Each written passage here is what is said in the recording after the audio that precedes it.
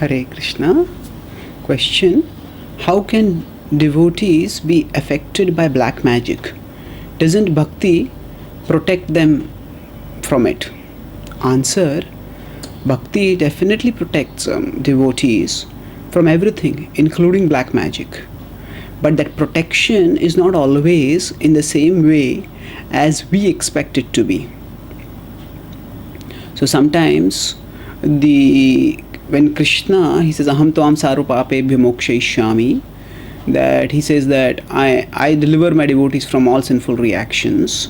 So that also has a precondition that mamekam sharanam vraja, that when we surrender to Krishna, and then we become freed from sinful, and he frees us from sinful reactions. That doesn't mean that Krishna doesn't free us from all sinful reactions immediately, that Krishna doesn't protect us, but the protection can come in different ways.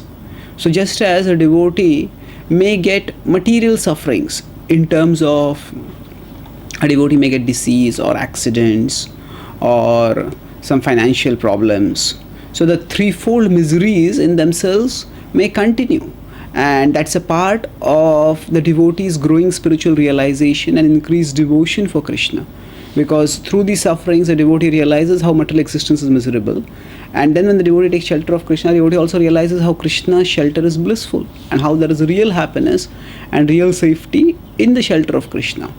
So the sufferings are of a devotee are unlike the sufferings of a materialist, which are just karmic reactions. Krishna devotee sufferings are arranged by Krishna so that they lead to the rapid spiritual evolution of that devotee. And so just as these threefold sufferings can come in many normal ways, like disease or accident or debt, so similarly they can come in paranormal ways like black magic. So normally speaking, a devotee who takes shelter of Krishna strongly will not be affected by these things. And in most of the cases, whenever devotees are troubled by something like this, if they chant intensely, especially if they pray to Narasimhadev intensely, I've explained the process in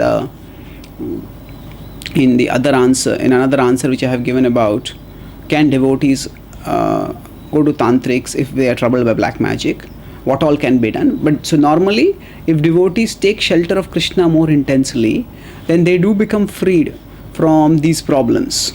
Krishna, by his devotion, by his merciful potency, either removes those problems or gives the devotee the strength to tolerate and transcend those problems.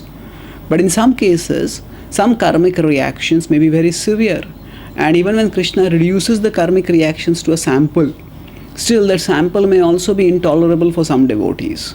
And when that happens, those reactions may manifest in visible, tangible and troublesome ways. So it's not that the sufferings of a devotee, say through black magic, are outside the purview of Krishna's protection. No, that is, whatever beings are causing that black magic, they are also controlled by Krishna.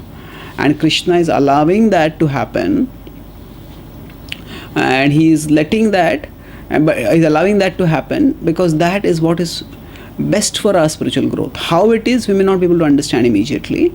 And what we surely know is that if we continue taking shelter of Krishna, we will be able to overcome all problems. And whatever problems come at the material level, they are temporary. But Krishna's shelter is eternal. And that's why Krishna says, Tam stitikshasva bharata, just tolerate. And if you tolerate, then the problems will go away in due course of time. And most often, it may well be weak-mindedness when it is said that a devotee is facing black magic problems because of black magic. It may well be that devotee is not troubled by black magic, devotee is just troubled by a weak mind and is mistaking that to be some effect of black magic. So if a devotee takes shelter of Krishna strongly, then that connection with Krishna will strengthen the devotee internally, and then the problem will go away. So irrespective of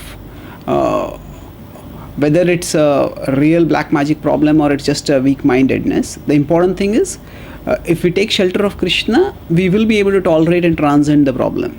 So in most cases, so there are three things. In most cases, a devotee will never be troubled by black magic. In a few cases when it is troubled, if the devotee takes shelter of bhakti and Krishna intensely, the problem will go away. And in a few cases the problem persists. It may not be black magic, it may just be weak-mindedness, and again intense bhakti will counter that weak-mindedness. And in a few cases, if it is black magic, then also the effects of everything in this world are temporary, whereas it is Krishna bhakti alone that is eternal. So by absorbing ourselves in intense Krishna bhakti, we will be able to tolerate and transcend that. And of course, if the problem is a little troublesome, too troublesome, then one may take some material means for relief, but those material means for relief will also offer only material temporary solution. It is Krishna bhakti that is the ultimate solution.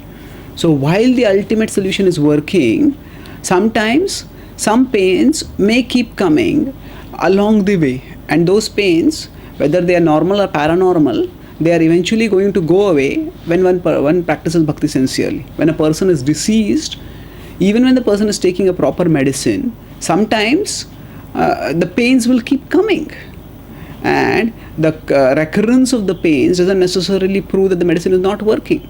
Now, as a person is getting cured, the pains will decrease and they will go away. Similarly, for a devotee, as the devotee's surrender becomes more intense and the devotee's consciousness becomes more advanced, more spiritually elevated and transcendental, the sufferings will decrease and eventually they will all go away. Thank you. Hare Krishna.